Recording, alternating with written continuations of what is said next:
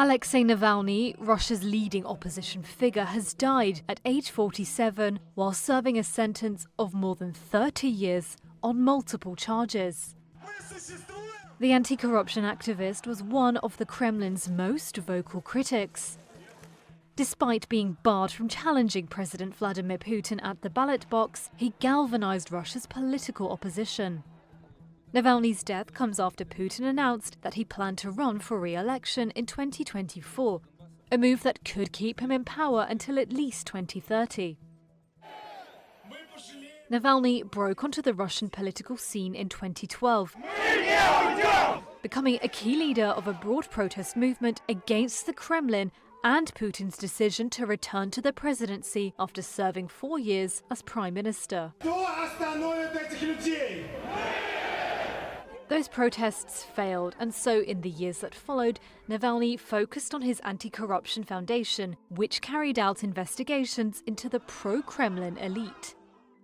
His YouTube videos, usually detailing the corruption of Russia's elite, set him apart from other opposition figures and gave him a platform to reach and mobilize Russians across the country. Мы с вами увидели огромную взятку, которую дали Путину. Теперь осталось совсем немного – разобраться, кто же ее заплатил и как наш пожизненный президент оформляет свои тайные активы.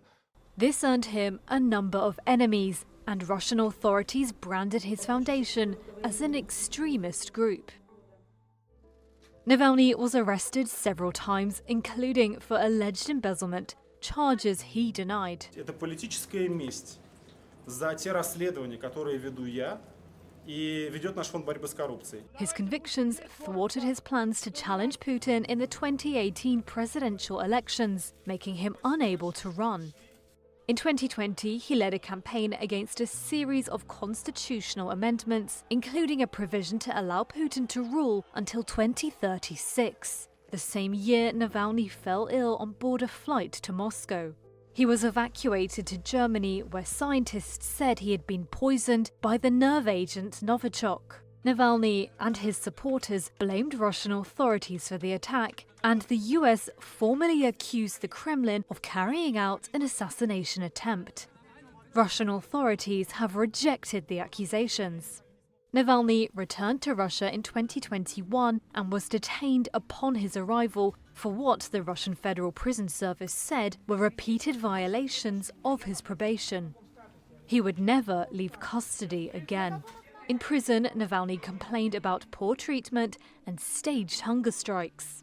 Despite being locked up, Navalny continued to be a vocal critic of the Kremlin. Считаю, уверен и заявляю, что они не являются хозяевами нашей страны и никогда не будут являться.